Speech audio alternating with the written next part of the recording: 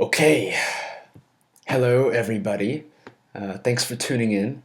Today I want to talk about flashcards. My demands for Japanese, as far as flashcards go, can vary quite widely. In the most simple cases, I might only use one or two flashcards per word. But if there's a bunch of kanji characters involved, I might use a dozen or more flashcards for a single word. So it really depends a lot on what I'm doing. So let me give you an overview and examples of every single kind of scenario that I would encounter while learning Japanese. The simplest kind of flashcard that I use is a picture flashcard. And so if you imagine a actual physical flashcard, this would have a picture of an object or a simple verb, something you can learn with a picture, has that on the front side, and then on the back side it would have the word written. So when we go into the electronic flashcards, it works exactly the same. So in this case, I want to learn the word bando, which means band, like as in a rock band. So the cards look like this.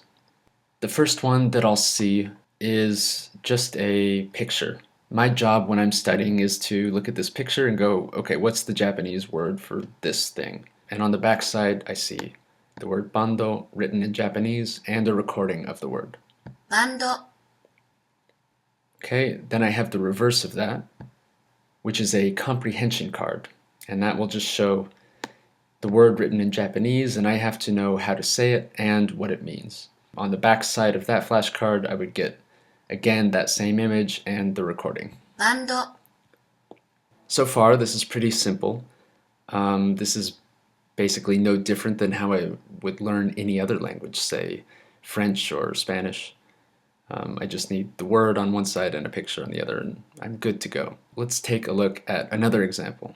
This is a sentence card. I have this sentence here which says Doromu oe soshimasu, which means I play the drums. So I'm a musician, I'm a drummer. This is a really helpful sentence for me to learn. Basically we have a few different pieces here.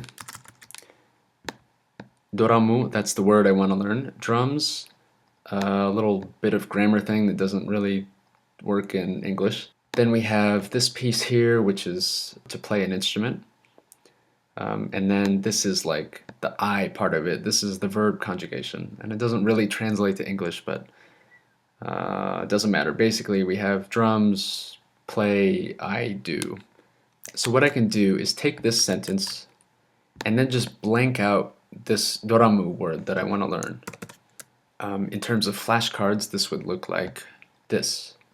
So when I'm studying, I'm supposed to see this picture of drums, a sentence about playing an instrument, and then fill in the blank, which is the word for drums, doramu.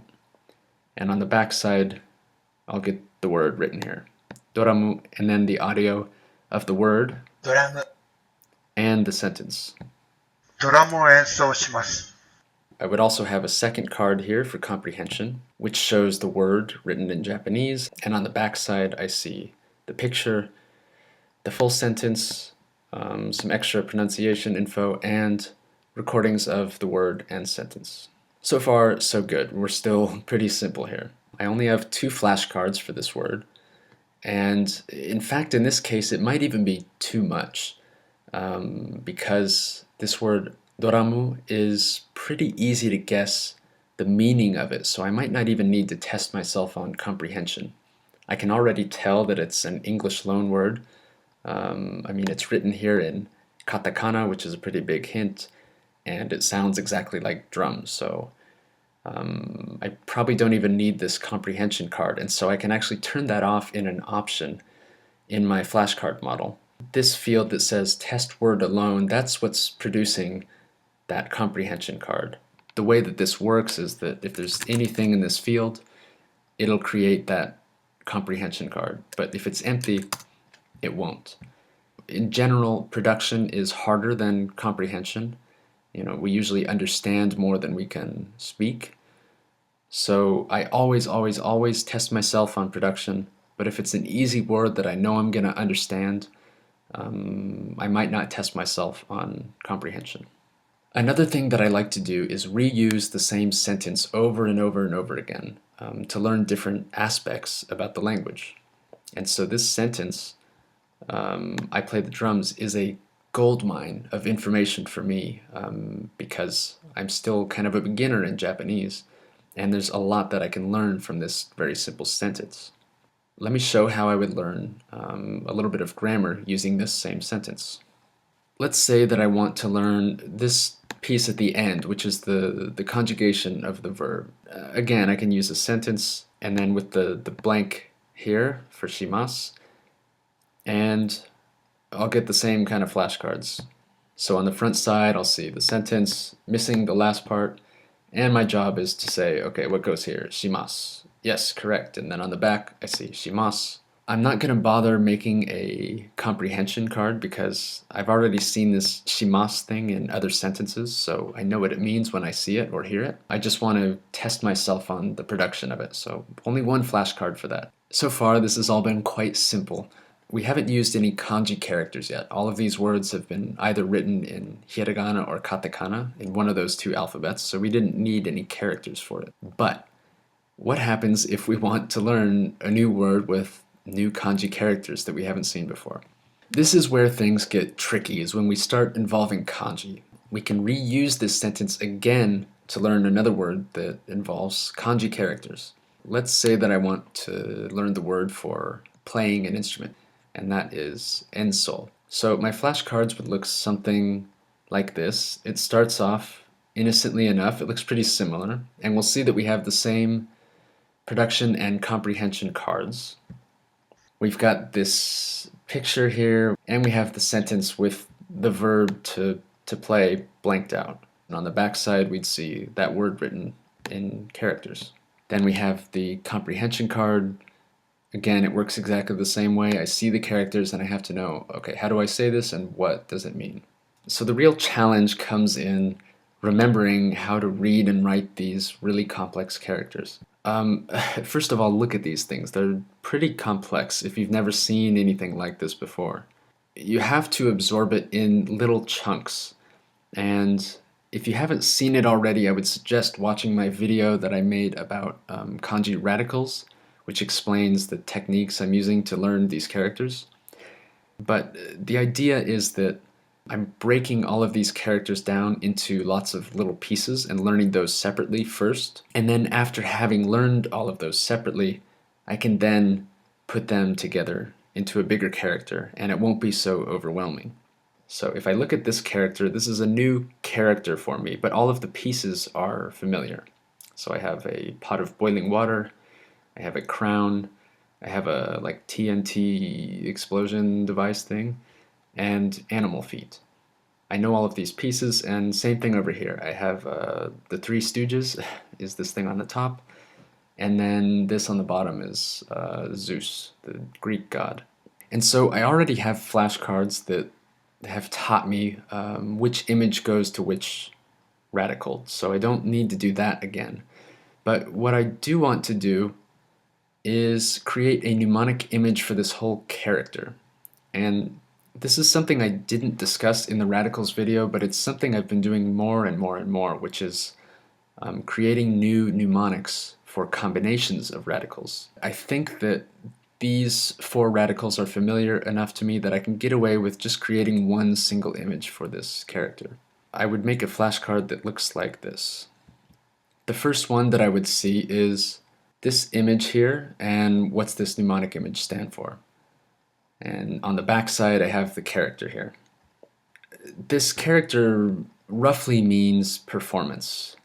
And so I chose this like human pyramid jet ski performance thing because I wanted to have a really visual image of a performance that had something to do with water, because this water radical is in this character. Honestly, it doesn't really matter what picture you choose as long as it's super visual. So you want to avoid attaching it to like the word performance or something abstract, because what does a performance look like? It's so general and vague, it could be anything. So what you want is a really concrete thing that you can picture vividly. And if I can loosely associate that to the meaning of, oh yeah, that's performance, then that's good. That's like a bonus. Then I would have the reverse of that. It says, what's the mnemonic for this character? And then on the back side, it shows me the picture. It's an extra step to make these image mnemonics for the characters, but I'm finding it really helpful, so I'm always doing that now. After I've seen those mnemonic flashcards, the next thing I would see is this. What is the signature of kanji number 1? And so this is like a little training wheels exercise, like a little jump start. All I have to do to get this flashcard correct is remember the first 2 radicals, which would be water and a crown. The next card that I would see is this, and it says talk about kanji number 1. And now I have to remember all of the mnemonics in this character, which would be water, crown, TNT, and animal feet, which would start out as 4 radicals, but eventually, as this becomes more familiar, I can probably just recall the single image of the jet ski performance and be able to remember all of the strokes in this character. Finally, I have a stroke order test. And I don't always use this. This is an optional card that I can turn on or off. This works very similar to the last card, except that in this card I'm quizzing myself on all of the strokes and components of this character. So I use the previous flashcard to test myself on being able to recall all of the mnemonic images for this character. But I'm using this one to make sure that I get all of the lines and components that make up this character.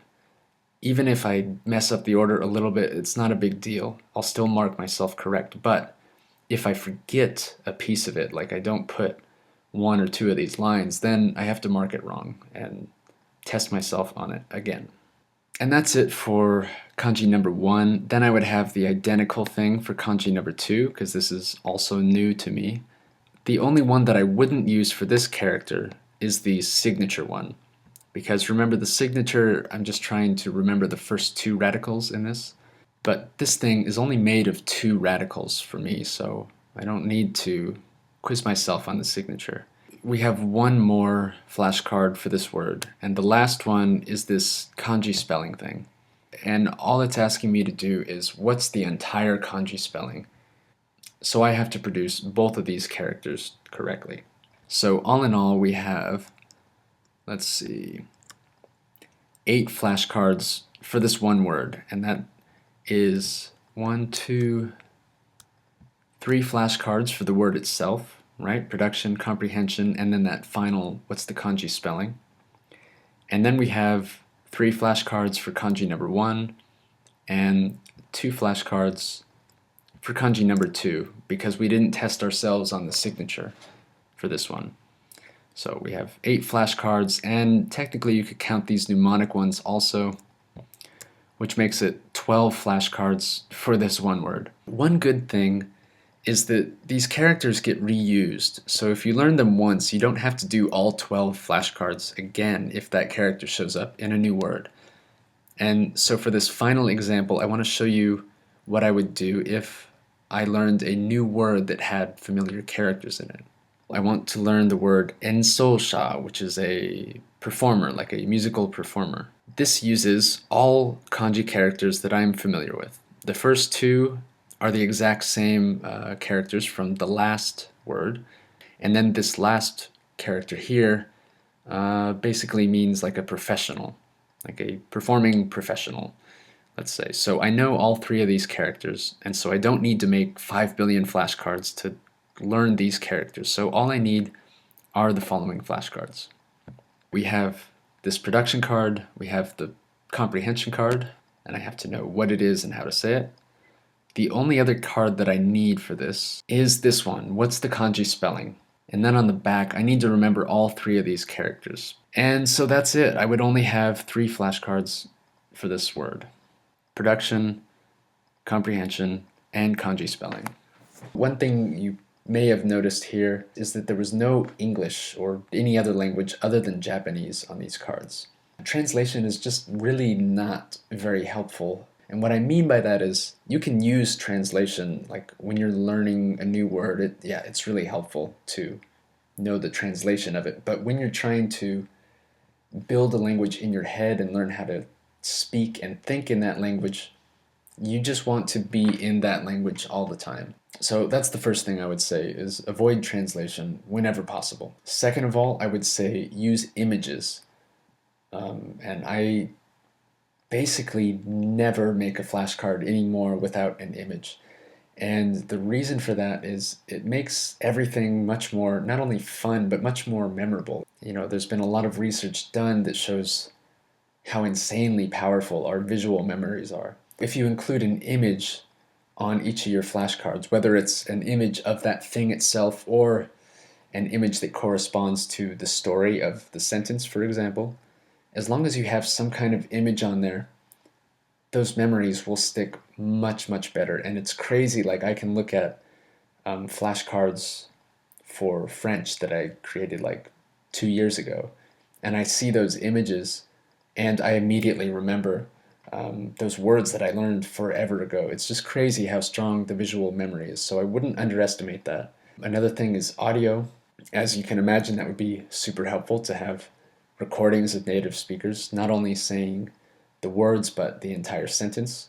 Occasionally, I will make flashcards that don't have audio if it's like really obvious from the spelling or something how to say it. But like 90% of the time, I definitely want a recording. And finally, I would encourage you to try making your own flashcards, or at least customizing the flashcards that you're using to any degree that you can. It's more work to create your own flashcards, obviously, but I find that it pays off, and I think the time difference evens out because the memories stick better, so it's more effective.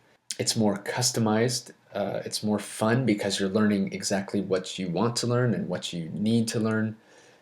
You're not learning a bunch of stuff that's too hard for you or too easy. You can also break down characters, for example, into as many little pieces as you want. I'll break it down just as much as I need in order to make that manageable for me, which might not be the same as how you have to break it down. The customization aspect is huge, as well as the process itself of making flashcards. When you do a Google search on a word, for example, and you can look at one of my other videos where I have a multi-search script that I run on my computer, and I type in Japanese word, and then I have like 5 tabs open automatically that show me Google Images, pronunciation, definition, etc. In that process, you get to play around with the language. It's really cool to discover the language like that and understand how it works by doing a little research on it. I think that that can go a long way and probably make your study sessions not only more effective, but more enjoyable. And that's it. I think I'm out of things to say about flashcards, but if I missed something, let me know in the comments and I'll try and get to that in a future video. Otherwise, yeah, we're done here. Thanks for watching. I'll be putting up another video next week, as always. By the way, I've been working on grammar now, finally. Now I can do more than just point at things and say what they are. I'm starting to use sentences like a big boy. So we'll be talking about that soon. Until then, thanks for watching and good luck with your language studies, whether it's Japanese or something else, or whether you're not learning. Good luck with whatever you're doing. So I'm out of things to say. Thanks. See ya. Bye. Done. Boom. Out. Ciao.